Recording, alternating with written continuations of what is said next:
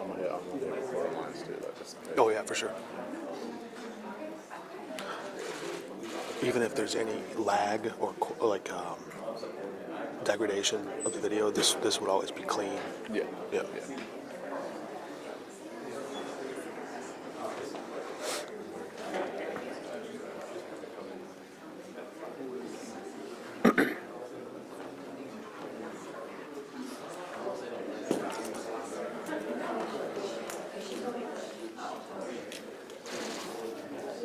Andrew.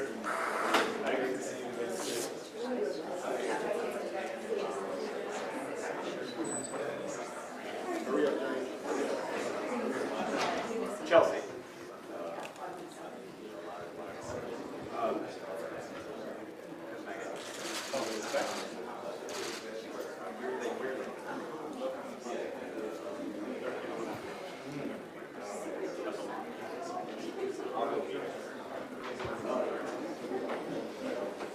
All right, now's the real 2-minute warning. Keeping everyone on their toes. What are you going to tell us in 2 minutes? That the press conference is starting. For real? Huh? For real? No, yeah, I changed all of them, so we have fresh ones. Okay. This one's dying. So I brought 2 packets over.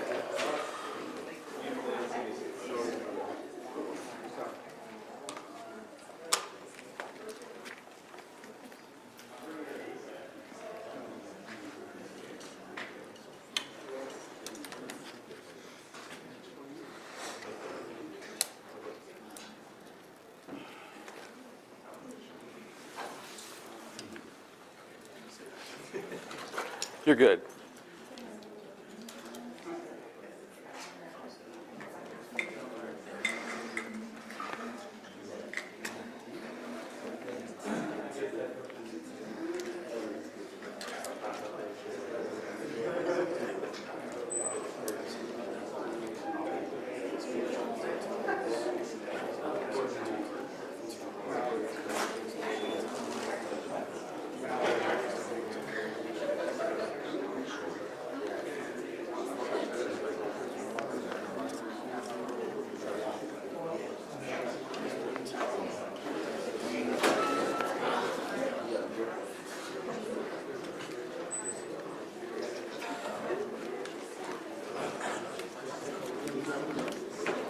Morning, everyone. Couple housekeeping things before we get started. There was a packet at the front door. That packet has not just the press release, but also an informational memo about some of the nuts and bolts of this bill. A lot of your technical and operational questions will be answered in that memo. If they're not, feel free to reach out to me. Jennifer Clemens Abdullah returned Monday from leave. We've got no further comment on that. The Department of Public Safety has contracted with Doug Burris to provide us with an assessment of the jail. If you'd like more details on that, you can see me afterwards, but we're not having any more comment on the return of the jail commissioner. We also have no comment on the SLPS audit. I got the packets. If you don't have the bill, it should be posted now. If it is not, reach out to me and I will make sure to get you a copy. And with that, Mayor Jones. All right, everybody got their instructions? Good. Good morning, everyone, and happy holidays. First off, I want to thank President Megan Green and Alderwoman Alicia Saunier for their help with this. Also want to thank all of our department heads. We've been having several conversations with them about how to put all of this together, and especially my mayor's office staff for their hard work, and all of the other alderpersons who've been working with us to build this coalition to spend this money responsibly and in a way that helps everyone. And of course, the people of St. Louis. You have participated over the last year or so in a public engagement process, and we have taken all of your suggestions to heart, and this is what we have come up with. Did you know that St. Louis was the only city to take on the NFL and win?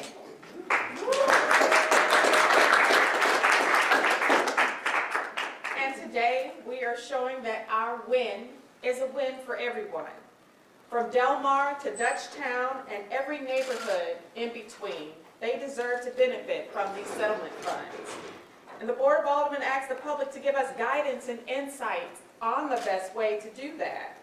And St. Louis City residents delivered. I'm proud to say that this bill, which we are calling the TRANSFORM STL Act, is a reflection of that public input and the deep intentional collaboration between my office, between President Megan Green's office, and the many members of the Board of Aldermen and our department heads. This is a once-in-a-lifetime generation opportunity that will be used to transform the lives of many generations to come and benefit St. Louisans throughout their entire lives. And to that end, the TRANSFORM STL Act will invest more than $270 million into 3 different funding buckets: people, development, and infrastructure.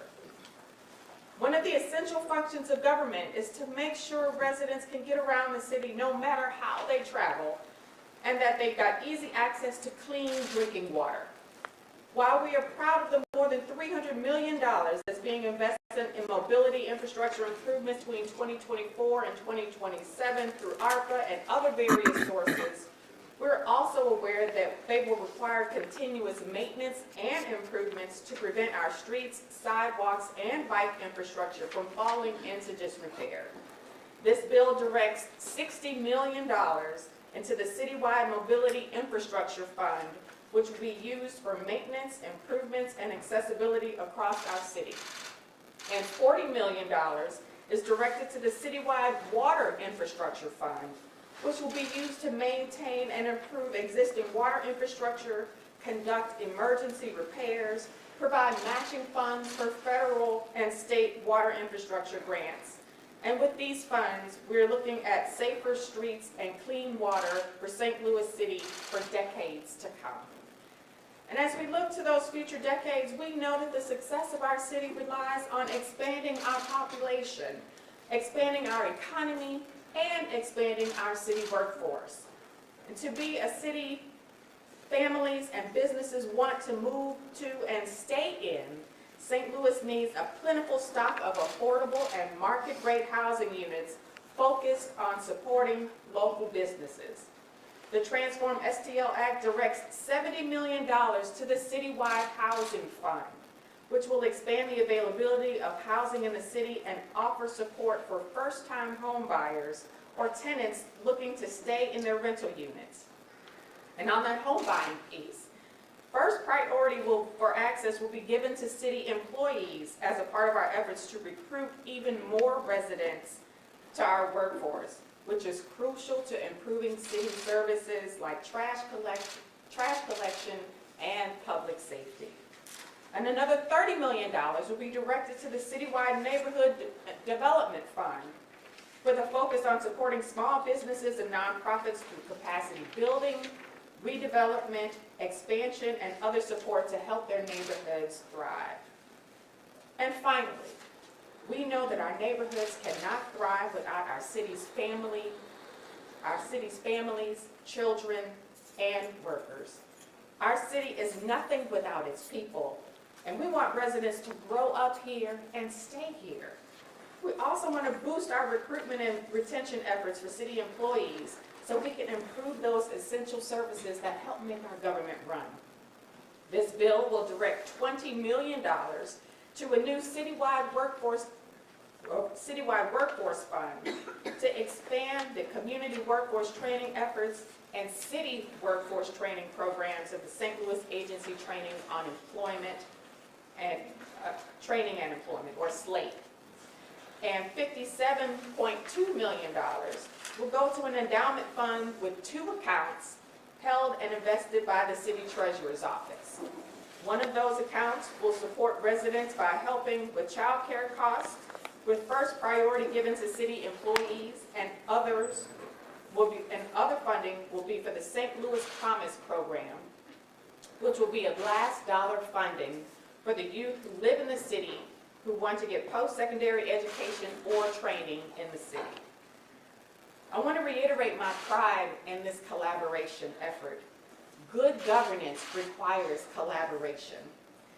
And the TRANSFORM STL Act shows that we can accomplish that when we put our heads together and listen to the will of the people and listen to each other. I was born in St. Louis. I grew up in St. Louis, and I'm staying in St. Louis. And I hope the same is true for my son and so many future Joneses. This bill isn't about large appropriations. It's about opportunities we're giving to current and future generations. We're building a government that takes care of you with safe streets, sidewalks, and drinking water. We're building a place where you don't have to go broke buying a home or sending your kids to college. We're building a place that takes care of our youth and families, starting in early childhood and providing pathways to middle-class jobs. We're building a brighter future for the city of St. Louis. And now, it's my pleasure to turn it over to President Megan Green, who will get a bit more into the mechanics of how these funds will work. President Green.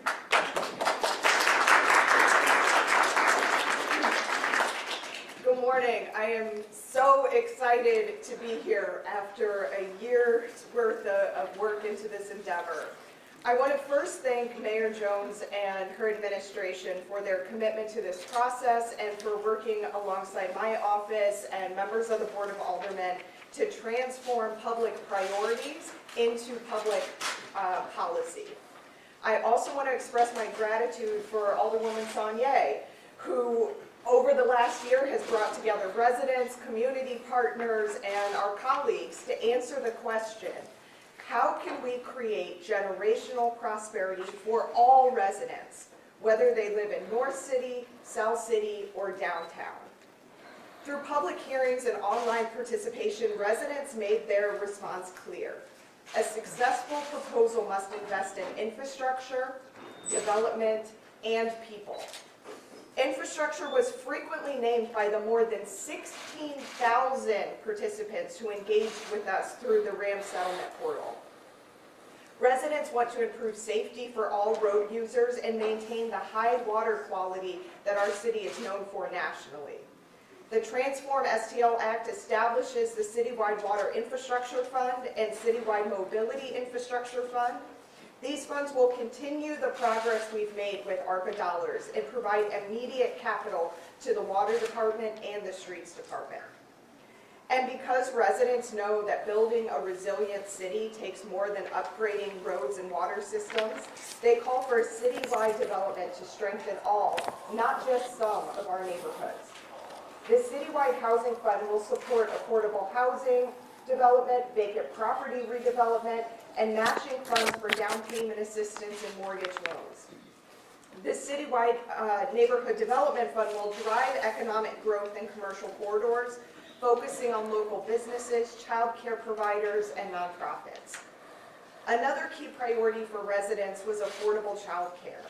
The Children and Families Endowment Fund will subsidize child care for working families, offering them a financial lifeline and making it possible for stay-at-home parents to rejoin the workforce. And a related initiative will cover last dollar expenses for public school students who pursue post-secondary education. And we want families to move into this city because we're going to provide them low-cost childcare, and we want them to stay here for the long term because we're going to help them pay for their kids' post-secondary education. Finally, the Workforce Development Fund will connect people with training and resources to secure dependable jobs. In addition to serving residents, these funds will prioritize child care subsidies, down payment assistance, and professional development opportunities for city employees. Creating these benefits for city workers aligns with residents' vision to boost the value and appeal of city jobs. Residents know that attracting and retaining city workers is vital to improving the delivery of essential services like trash pickup, park maintenance, and pothole repairs. To maximize the settlement's reach and amplify its impact, each of these funds will be held in separate interest-bearing accounts. As departments work to prioritize spending, these funds will continue to grow. To date, this strategy has raised the city portion of the RAM settlement from $250 million to $277.2 million. Most importantly, this funding structure gives city departments the dedicated capital needed to apply for matching grants and low-interest loan programs. In sum, we want to keep these funds growing and moving over time. The Children and Families Endowment Fund differs slightly in that it will use only returns generated on the principal amount to fund specific initiatives for the long term. And by growing the principal amount through corporate and philanthropic contributions, the endowment would create a long-term, sustainable source of funding that could expand child care subsidies and college aid for the long term. Together, these investments put us on track to meet our city's greatest challenge, population decline. The growth of our city depends on fostering a vibrant community where people want to live and work. And I believe this plan offers compelling incentives for families and individuals to start their lives in their city and build their lives in the city for the long term. I want to close by recognizing that this process has been about more than finding solutions. It's been about rebuilding trust between residents and local leaders. And after more than a year of working with the public, local leaders have a meaningful opportunity to demonstrate that we are listening and that residents' voices are central to the decisions that are being made here to shape our future. And with that, I want to turn things over to my friend and colleague, Alderwoman Saunier of the 7th Ward and the chair of the Committee of the Whole.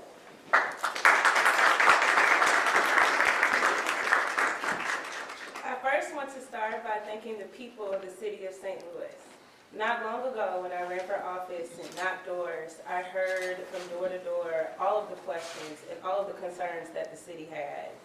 And after I got elected and had the privilege of becoming the Alderwoman of the 7th, and we began to embark on our Committee of the Whole process, I remember when President Green approached me and Mayor Jones, and we were having these conversations about this concept of a Committee of the Whole.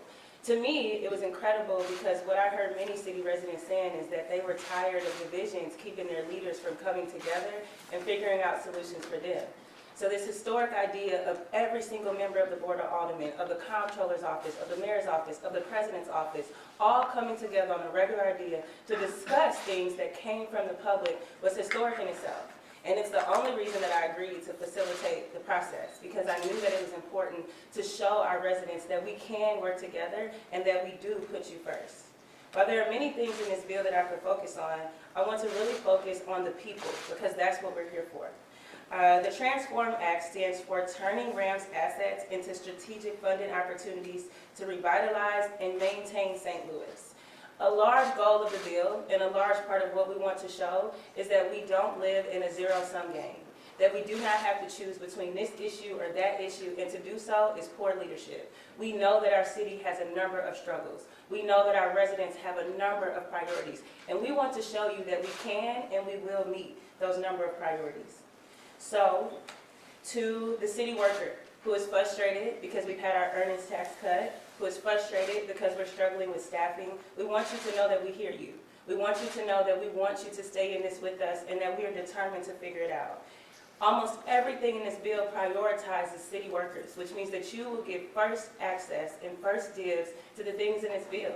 We know that's important because the residents that are at their home, who want their trash picked up, who need their potholes filled, who want their parks to have thriving greenery, who want to have robust engagement, need city workers to get that done.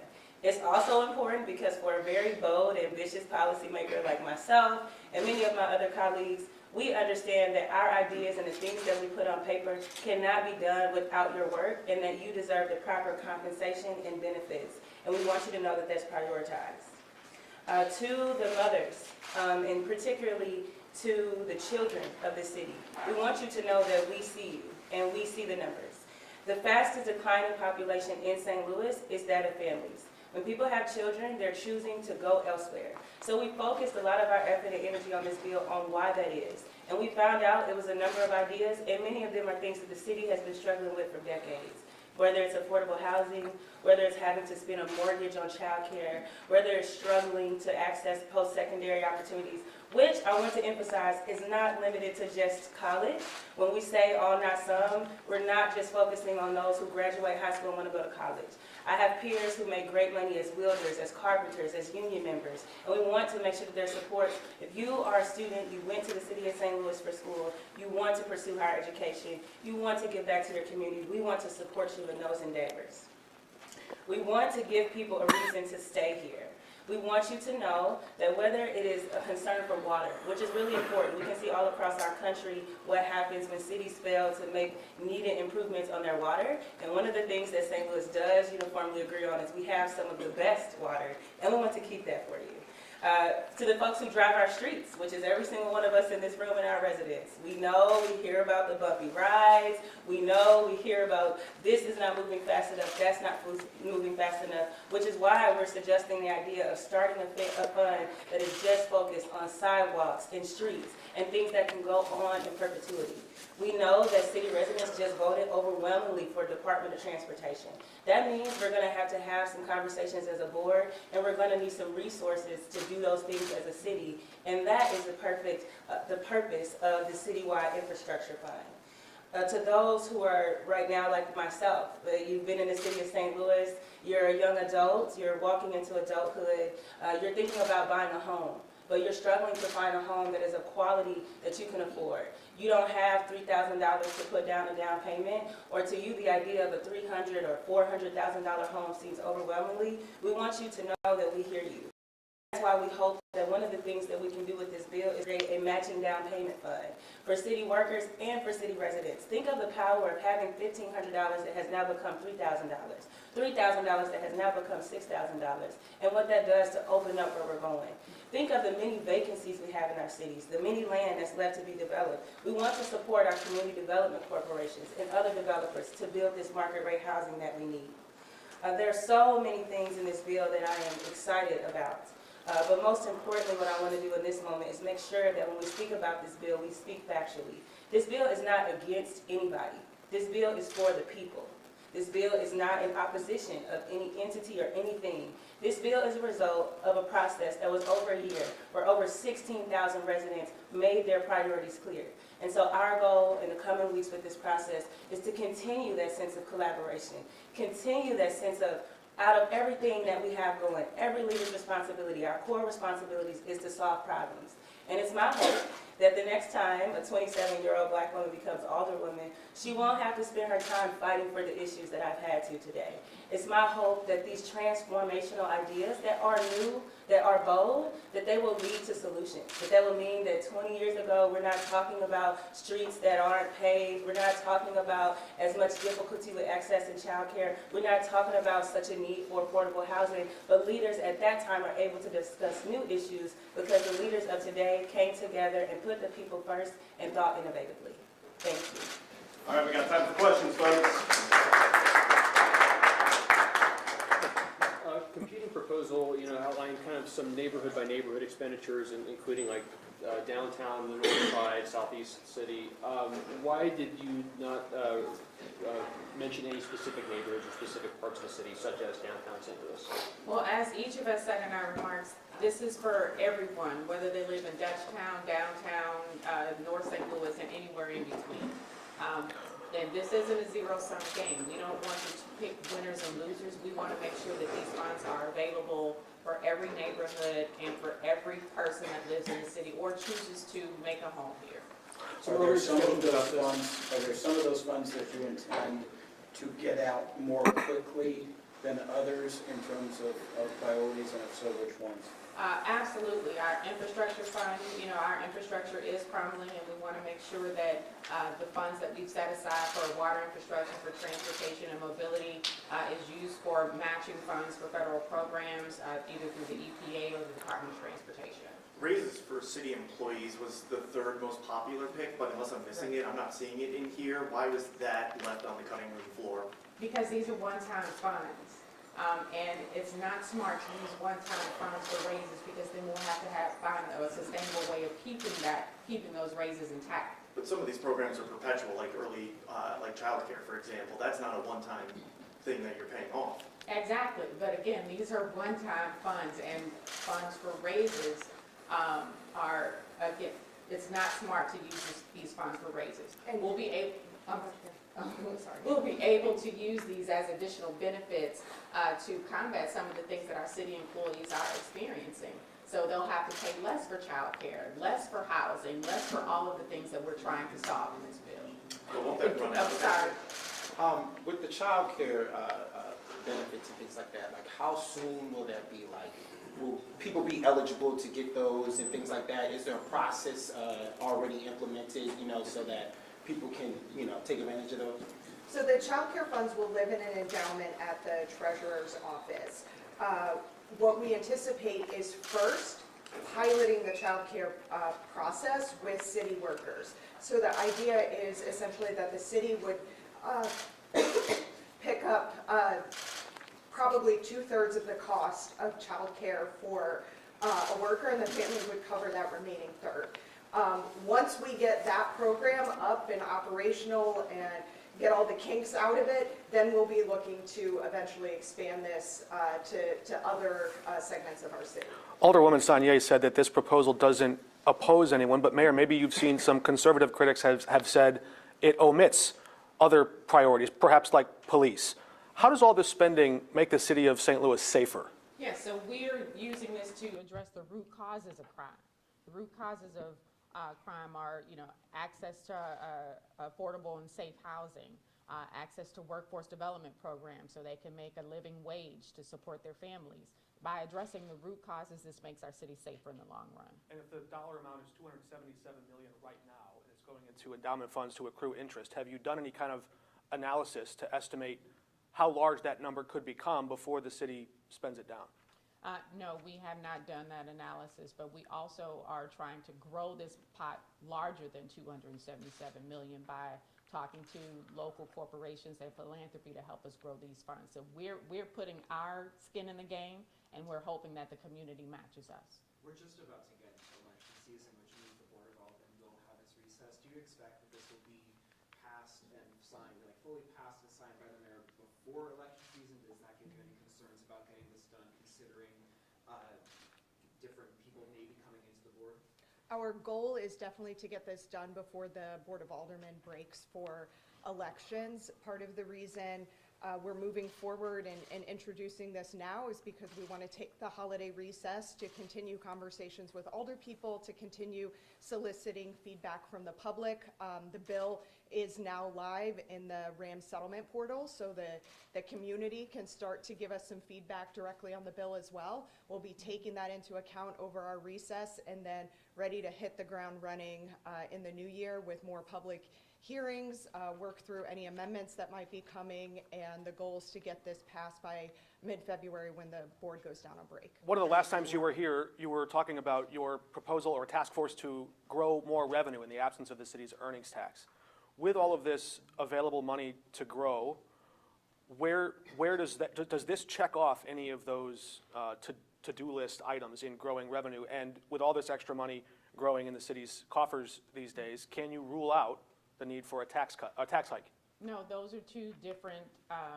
Those are two different issues. So the commission is continuing its work and will come back to us with recommendations. And on a tax hike?